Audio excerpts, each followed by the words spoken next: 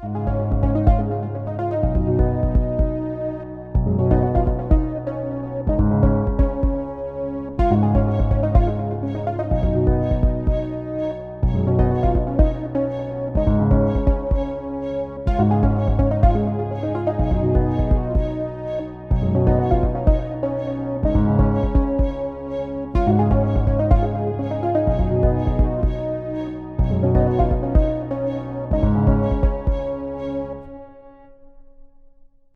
everybody, I want to thank you again for investing in the Shareholders podcast. Man, I got to tell you guys, God is good. It's a blessing to be here, man. And I had a full schedule of shows, but sometimes, man, stuff happens and I want to get it in the moment. And a big thing in business just happened. The big thing happened in the sporting world and business. So I said I got to tie it in to both things. There was a boxing match that just happened over the weekend between Logan Paul and Floyd Money Mayweather. And so I had to get some experts on. I first have probably the most knowledgeable boxing expert that I know for sure. He's got his own podcast. I'm gonna have him plug that at the end of this, of course, if you want to check him out. But my man, Mike Risper, Minister, how you doing, sir? Man, I'm doing good, Miss E. How you doing? Good, man. I appreciate you coming on.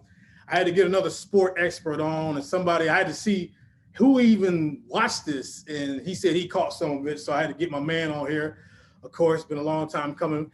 Mr. Nehemiah Wade, how you doing, Nemo? Hey, man, I'm good, Minister. How are you? Good. Good to have you on. So, guys, let's get into this. So, I wanted to have you on because it's an interesting phenomenon that's kind of happening now. Because for those that don't know, there's the boxing world has been it's been kind of a weird thing lately because well, now you can see, if you can't see good, you can see a little bit. I got Ali on the wall here. Now, back in that day, the number one sport was boxing back then, and you had Ali, you had Frazier, George for years, for decades in this country. And then, other sports start to kind of get popularity. And then you kind of had another resurgence where, the lighter weight guys, the Sugar Ray Leonard, the Tommy Hearns, they kind of, Hagler, who actually just passed away, Marvin Hagler, rest in peace. And then it kind of waned, I think, after Tyson, we kind of waned because, again, no hating on the little guys, but it's something when it's the heavyweight champion of the world, you know what I mean? But that kind of dwindled. But then Floyd Mayweather really just became this unstoppable force and became a big box office draw. And then you also had the rise of MMA, and you had guys, now a whole different kind of sport, still combat, but different kind, and Conor McGregor and all these guys and all that. And now we kind of have this convergence of these celebrities, if you will. I say that very minorly celebrities who are now generating these kind of exhibition types of fights. So I want to first ask, just on the surface, how did you first feel when you've heard that Floyd, because Floyd fought Conor McGregor, which was a stretch, which, whatever. But what did you feel, Risper, when you heard Floyd was going to actually fight a YouTube guy by the name of Logan Paul, when you heard about that? Oh, well, the way I felt, I knew it was coming. The reason why I knew it was coming, because if you know anything about Floyd loves being the center of attention. That is one thing that he is mastered. And the moment he did that fight with Conor McGregor, he opened up a whole platform for all of these fights that are exhibition fights and whatnot. The reason why I knew it was coming, and y'all might not agree with me, but the moment Mike Tyson put on an exhibition, and that platform that he had, man, and it went well. I mean, it was a success. I knew Floyd was going to come back. Yeah. Because Floyd, one thing about Floyd is he loved being the center of attention. Yeah. And that alone, I knew. I just didn't know how he was going to do it. But But now with the two brothers, they got so much, so many people behind them. They got notoriety. Just them being on the platform alone is a great thing. And what's great about what's going on is, even though the exhibition fights are not fights that you can really count against anybody's record, but they are drawing people to boxing that would normally not even stop while they clicking their remote through TV and seeing, they wouldn't normally stop, but now they're stopping and watching fights because of the entertainment that's surrounding that platform. Right. So Yeah, and and we're gonna get deeper into that because I got a whole bunch of things to ask about that. So Nemo, when you first heard this fight was getting made, what did you think?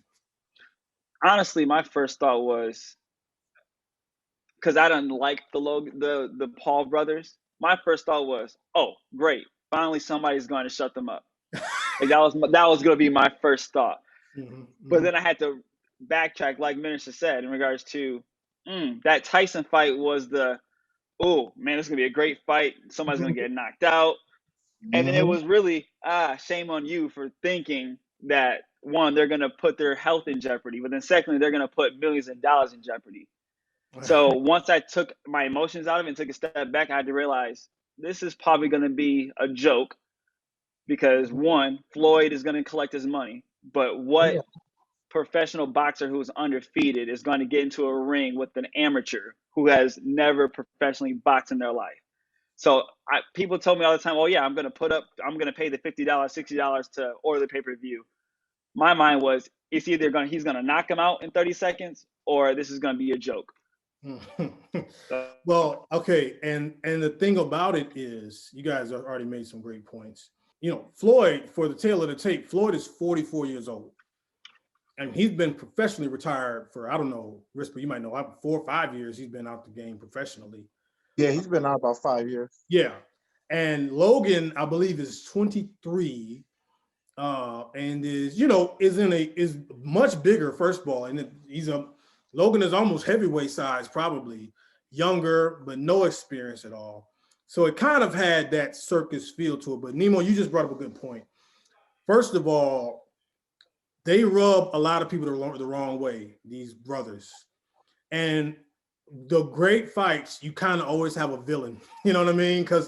And somebody you want to see that guy get his in the ring. And there's no other sport like that. Even if you don't like a basketball team, the other team ain't going to like beat them up. They're just going to beat them in basketball. But this, a person you don't like, actually seeing them get hit, there's nothing like that for basketball, in other sports, for boxing.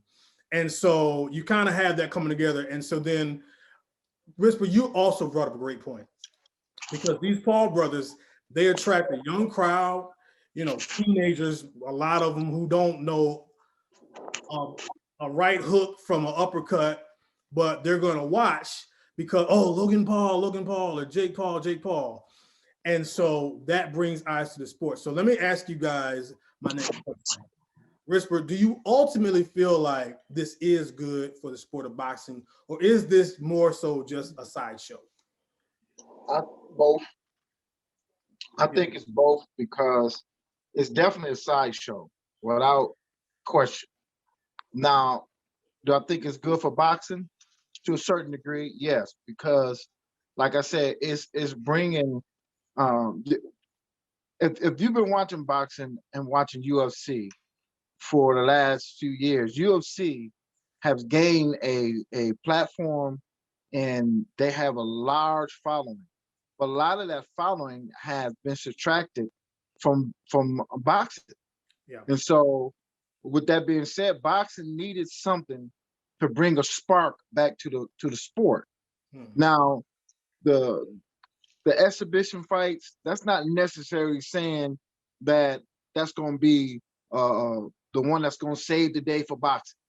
But however, depending on who they put on those undercards, would definitely be an advantage for those fighters, because now they're being seen by people that don't normally even watch boxing. So now their name is going out. So it's a good edge for any fighters that want to say, hey, I'll fight on that undercard. I'll get my name out there. So then it's shining a light upon people who normally will have to climb this hard ladder just to get your name noticed in boxing. That's a great point. I heard a guy say that. He said, what people don't understand is these undercard fights are so much more highlighted now because of all the people that are going to watch this main event. Okay, so very quickly, they're thinking this might be the greatest pay-per-view ever since when Floyd fought McGregor. That's how big these Paul guys are.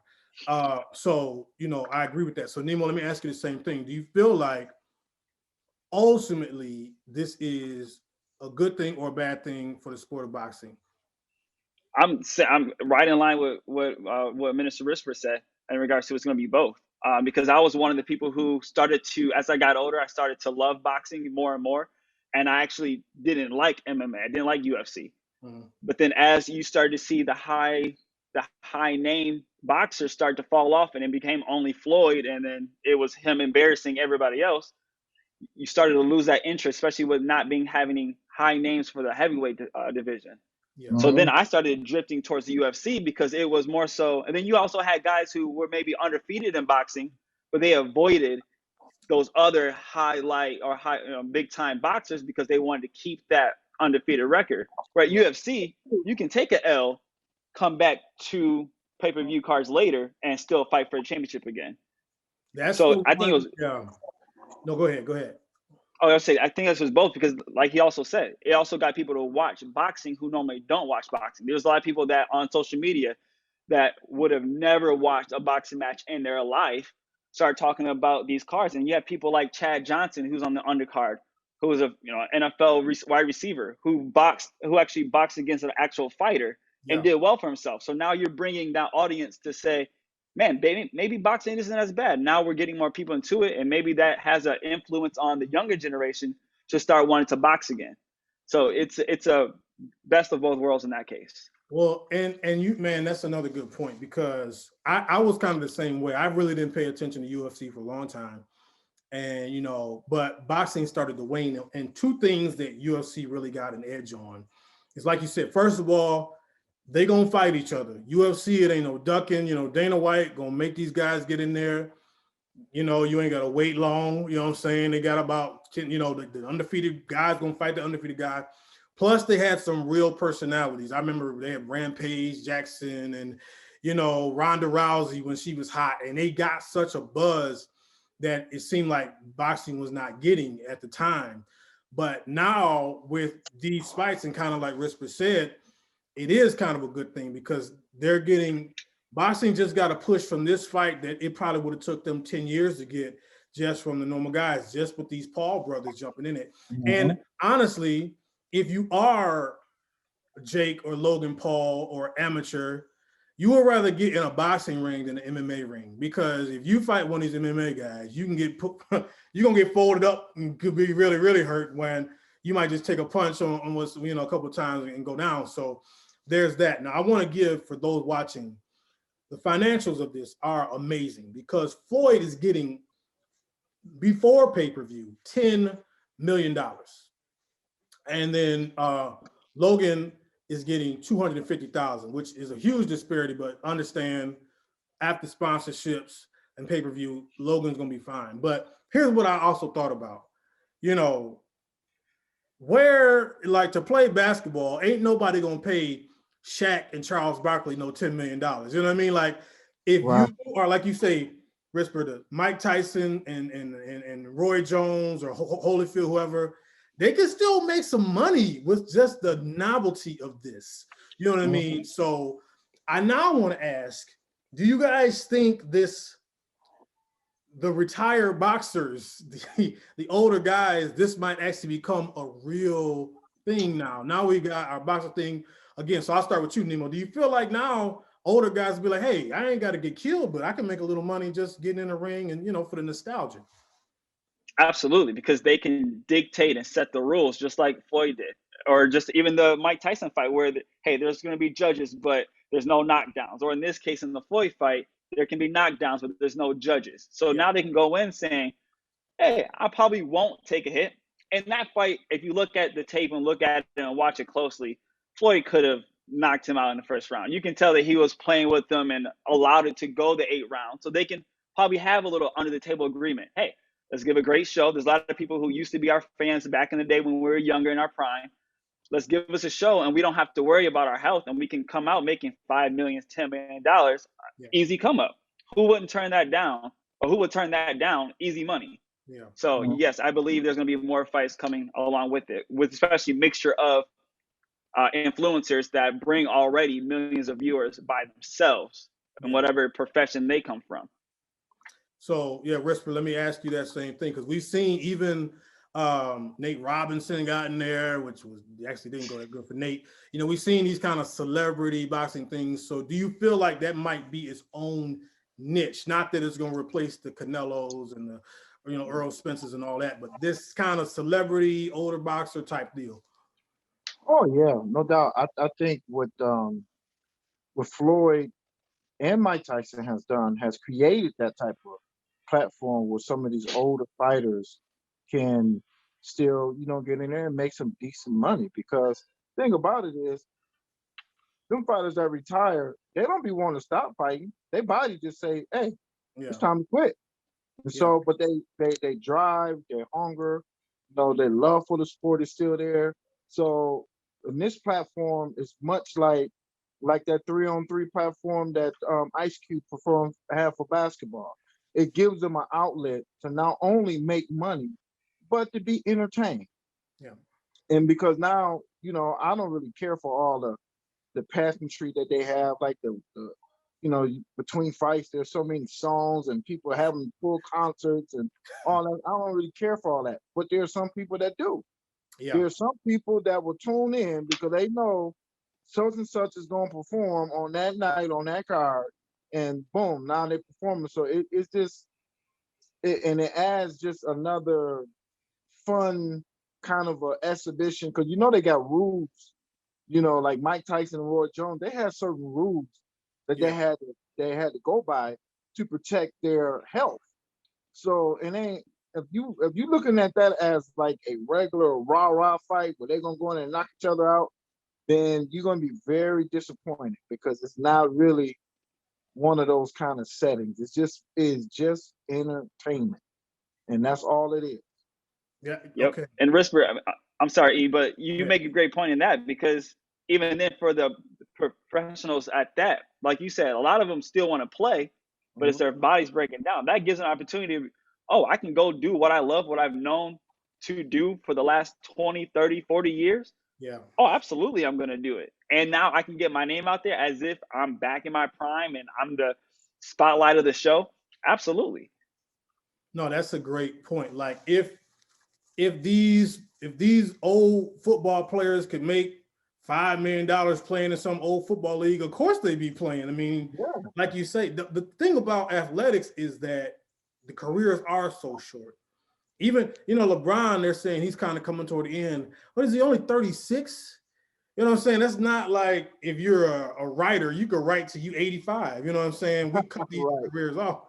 Yeah, you know, but that part is, I'm sure, appealing to a lot of these fighters. I know I heard, you know, De La Hoya might be trying to do something again, and because that's what they love to do. You know, like you said, Father Time is the only thing that really stops them and their body wear down. But this is a new avenue. And what we got to say too, you said it's good, Risper. Like I sure don't care about no concerts and all that. But again, for the younger crowd that loves the Logan Pauls and all that, see, don't let me even date myself and say a rapper, but Lil Baby, or you know what I'm saying, he gonna be what? It's now, it is an entertainment event. I mean, that's really what sports are, is entertainment, but this is now a whole party atmosphere and fight and a concert and all that, and it's a big thing. So we are kind of seeing a shift in terms of what we deem, you know, sports and entertainment. So I think this could be something. And like they say, I was looking for them pay-per-view numbers. I haven't seen the official number yet, but they think this is just going to be. And so if you're a promoter and you just saw they printing money with this thing, of course you're going, who else want to fight? Is there another YouTube guy? But get this, E. What makes this different than just pure boxing is the problem with the boxing is the promotions. You got too many promoters that won't allow fighters to fight other fighters because they don't get along with that promoter or they can't come up with an agreement. Well, with this, there is no other promoters. It Yeah. is a person who creates the platform, rules with whoever's on the fight. It's kind of geared up just like UFC. The reason why UFC can put their fighters together and everybody fight everybody because there's only one Dana White. Right. That's it. Yep. Dana White says, look, you're going to fight so-and-so or you're going to fight so-and-so for the championship. You got to fight because that's your bread and butter. That's it. Now over in boxing, you got too many people. You got PBC, and then you got the De La Hoya, then you got Eddie Hearns, and you got all these different entities who have their own watches. They even have their own networks that their fighters fight on. Yeah. So yeah. it's so competitive to where you don't get to see the fights that you want to fight because they can't get together and negotiate. Yeah. Yep. And I will say what actually really helped light the fuel under this was the pandemic, where we didn't have a lot of things or we took events for granted. So now the more events that we get, oh yeah, absolutely. Especially now when nothing's really on, like basketball, you had the NBA playoffs, you had the NHL playoffs, but people took for granted of what they could watch or what will be available. So when things come on, oh, absolutely, I'll tune in to watch that. Even just watching social media when the fights are going on, like you said about the entertainers. I had people on social media literally say, oh, Wiz Khalifa's performing. Cool. As soon as he got done, I turned it off. Like they paid just to watch one artist and then turned it off. Because it's a concert and they couldn't attend concerts. That's another great point too, man. And the people that are organizing this are very smart because they realize, yeah, we have been cooped up and we're finally kind of just getting out of that. So there is that appeal as well. So, I do think that there's going to be more of this. And I think that, I don't, like I said, I don't want to sound like the old guy in the room. I mean, I wish boxing was the way it was. Like things do evolve. And, I don't think this is going to replace boxing. I don't think it's going to replace, what that really is. And people still love that. But a younger crowd will be exposed to this that was probably never paying attention to it. I'm sure this won't be the last time Floyd does this. He'll, like you said, he probably could have done something to that boy anytime. But I learned that from the McGregor fight. Floyd will give us a show. He'll make it last. He'll make it kind of, you're not going to hit him. So, his style. And it's good for Logan Paul because of course he's getting all this. Now everybody's like, man, he did pretty good. He stayed in there. People that don't really know boxing, I mean, don't pay attention. But E, listen, you want to know the real reason why he didn't destroy Logan Paul or knock him out? Because he wasn't trying to end his career. Oh, okay, yeah, he could have. See now, what's gonna happen? Let me tell you what's gonna happen. Now he can go fight somebody else and not lose face and make more money. Yeah. And watch, Floyd can put on the event and make money off of them. So why would he destroy him? Why would he knock him out? Because he have plans to make more money with these YouTubers down the road. Because if he keep them alive, he can continue to put them on his platform and people will continue to watch. So it would have been detrimental to his future if he would have destroyed him. Yeah. Yep. And I'm glad you said that because actually I thought I saw it when I was watching it live and then I had to go back and rewatch highlights. If you go back and YouTube it, Floyd actually knocks Logan out. Like Paul gets knocked out where they're clenched up and he hits him with the left hook. And you see Paul's body literally go limp and Floyd is holding him up until he regains conscious. Like his eyes are closed and his whole body goes limp. And it was a perfect play in Floyd because if he would have knocked him out, oh yeah, that's what we expected. This guy can't fight. But hey, this YouTuber lasted 8 rounds, didn't get knocked out. And like you said, now Floyd can say, hey, who wants to be next? Look, he made $1.5 million, $2 million. Who wants to be next? So he saved Paul's face, but he also saved his promotion as well by doing that. But he knocked him out and he held him up, and nobody saw that though. Yeah, that's a great point because Why? Because like you said, Floyd ain't gonna prove nothing. Everybody knows he's a professional boxer. He's champion, undefeated. But if you keep this boy up and keep him going for a little bit, the next fight, you can say Floyd can get a piece of it, grows his aura and all that. And so it's an interesting time. I'm very interested to see where this goes. And I couldn't believe, I mean, celebrities were talking about this thing and everybody's posting about it on Twitter, and it really I'm like, man, if people are interested in it, then it's gonna, and if it's generating money, then it's gonna last. You know what I'm saying? So it's gonna be very interesting to see, because I think everybody, and I think whoever brought up the pandemic, we're all just so ready to see things and do what we used to do and get back to normal and all that stuff. And so people are kind of capitalizing on that's within us. But man, I'm gonna have to. I was like Nemo. I don't even know very much about them. These Paul brothers, they kind of seem annoying because I don't know what they really do. But you know, I'll give him. He was in shape. You know, they working out or something. You know, they some big guys. But these are professional. I mean, Floyd is a professional boxer. But that's why he picked him. Think about it. Yeah. Out of all the fighters you'll see he picked McGregor. Yeah. Why? Because he's very annoying. He can sell a fight. Yeah. And that's what them Logan brothers do. They talk, they sell a fight. The one thing that Floyd mastered was, it don't matter how you watch a fight, just as long as you watch the fight. Yep. You can hate me, but just watch the fight. Or just pay that ticket to get in. It don't matter. I don't care if you come in to watch them knock me out, as long as you're paying to get in the door. Yeah. Because he's going to get paid. And so he picks fighters that people don't like. So like Nemo said, oh, finally somebody going to hush him up. Boom. That's his cause right there. Yep. Yeah, that's a good point. So yeah, I don't know where this is going to really go, guys, but it's interesting. I would put y'all on the spot and ask, is there another fight another celebrity fight you want to see? Now see, real quick, time out though, because Risper, I've talked to you about this, and this is exactly my issue with boxing. What did I say? I told you years ago, I said, why isn't Anthony Joshua fighting Deontay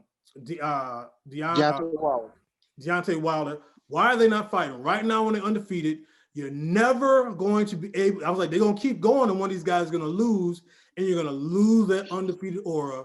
And of course, one guy got beat, then the other one got beat. And it's like, just like you said, promoters arguing, fighting with each other. They can't get the deal done. And you'll never get that aura of the undefeated. And that's where boxing sometimes still really annoys me sometimes. And then you got, like you say, WBO, WBA, all these different confederations, all this, it's hard to keep track, but then they got too many weight classes. Yeah, that's another thing. Yeah, you got way too many weight classes. You know, it used to be lesser weight classes. You can't hide, you can't duck, you can't move to another weight class to avoid somebody. In order to be the best, you had to fight the best. They got away from that, and that's where boxing lost its steam, because people that love boxing and watch boxing, they never get the fights that they really want. But right now, you got a whole like 5 fighters that's in one weight class, and they ain't even fighting each other. You got Devin Haney, you got oh man, my mind just went blank. You got Devin Haney, Tank Davis, the guy that's beat Lomachenko. Yeah, but they're not fighting each other. They're all fighting other people. That don't make sense. Let them fight each other, and you might get a grudge match. Back in the day, fighters used to have grudge matches. Okay, you beat me, I need a rematch. Yep. And you get more money fighting a rematch. Yep. Folks scared to lose that first time. Sometimes you ain't gonna win the first time. Let's see if we can get a series of fights going on, and you can make way more money. And that's why UFC. And that's why UFC is so, they do that. Like, you'll see a part 3 in a match, and you'll see, if it's a title match, you see that title shift hands multiple times, but they know, I took an L, but hey, I get a rematch in 6 months or 8 months. So they're willing to do that. I know you asked for like celebrity, but one guy I'm excited to see, he's a young cat, but Ryan Garcia. Like I love watching his matches. So I know he was supposed to fight what was it? Javante Davis? Javante Davis? Yeah. But that's Fight one cat I would Javante love to Davis. see. I know I jumped the gun. Yeah, he was supposed to fight Javante Davis, and then he pulled out the fight because he thought he was getting a Pacquiao fight.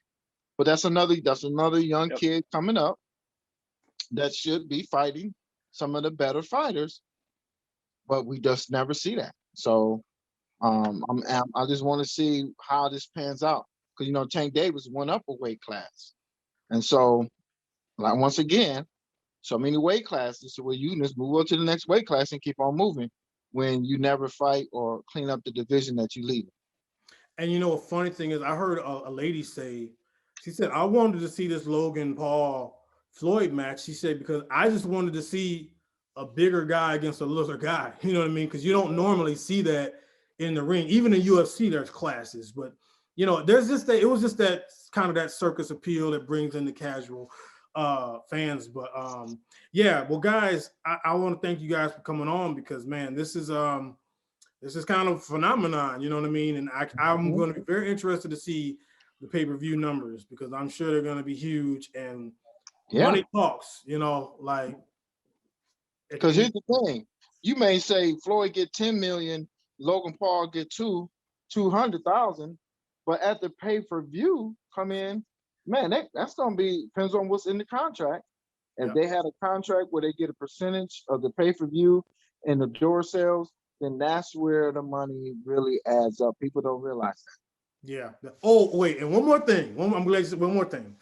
Now, did you guys see? Now, this was, I believe, Jake Paul and Floyd, and Jake took Floyd's hat. Yep. Right. Now, let me say, okay. First of all, let's quickly go around. Nemo, did you think it was a stunt? Do you think it was planned? Oh, absolutely. You think it was planned? Absolutely. Because, Floyd's security is not going to play that. Somebody would have got laid out, even coming close to touching hands on Floyd outside of a ring. Okay, Risper, do you think that was planned? To a certain degree. I think there's a certain level of showmanship between fighters when they're going through their press conferences, when they're face-to-face. Like Nemo said, if it was on the street and he went up there and we grabbed Floyd's hat, that wouldn't have been a pretty scene. But because of where they were, right, it was allowed because there's a certain amount of we got to sell the fight kind of ordeal. And that was part of selling the fight. Now, let me tell you this. I believe the square up was all planned and all of that. I do not believe Floyd knew he was going to take his hat. The only reason I say that is because if you would have saw Floyd's haircut, he had the haircut, and don't no brother want 50 million people see it. I was like, oh man, Floyd, the hair. I was like, if he would have known he was going to do that hat, Floyd would have had the. You ain't ever seen Floyd not looking like, it's pretty boy Floyd. And the crazy thing is, now Jake Paul knew he was going to do that. You know how I knew that? Because as soon as that was over, in about an hour on his website, he said something like, I got your hat. All of a sudden, you could buy a t-shirt that said, I got your hat. Yeah. But the marketing, you know what I'm saying? That's what I said, part of it. So he knew he was going to do something, and he was like, be ready for whatever I do and print something up. But I was like, man, when I saw Floyd's hair, I was like, oh, I said, I don't know if he knew all that was going to happen, but. He did show up with the beard that we've never seen, and he showed up with actual hair. And you got to think, Katie doesn't care, but Katie is also one who's a millionaire, and he looks like it's a patch of football field back in Lansing. We got a professional barber on the line right here. Here's the difference, though. If you look at any fight in preparation, they get in each other's face. It's about breathing on each other, but it's a violation for you to reach across and grab somebody's hat or touch them or anything. And I don't know if he didn't realize that because he's not a real fighter. Yeah. But I think that was not planned. I think he did that not knowing the rules. Yeah. That I think go along with those type of events. Yeah, I think that the confrontation was scripted, but the hat thing was not. But all right, well, guys, I appreciate the time. Come next big one, we might have to talk about this again because people, as you understand, a lot of business and a lot of money is getting made off of these, and that's kind of when I see those numbers, I tell you guys, this is a business podcast, and hey, money talks. So don't be surprised. I mean, you're going to see another one of these. I don't know if Jake is fighting next, but whoever he's fighting is going to be money, but it's going to be more of these because, hey, they're not going to let them dollars go. So I want to thank you to my guests. Okay, again, Risper, Nemo, I appreciate you guys coming through. My might man. have this be the fight podcast or something like that, man. Yes, sir. You can do it. Definitely. All right, guys, have a great one. You guys know what to do. Check us out, Shareholders Podcast, Mighty Sharp Network. All right, be blessed. Stay sharp. It's out of our control. It's not like he wants to kill. He just doesn't want to die. You know what I'm saying? It's that situation when we are living in a war zone. I feel like I can represent my generation so much because I honestly did not care whether I lived or died. But now I cannot die. I can't leave until this is straight. You know, I'm not suicidal.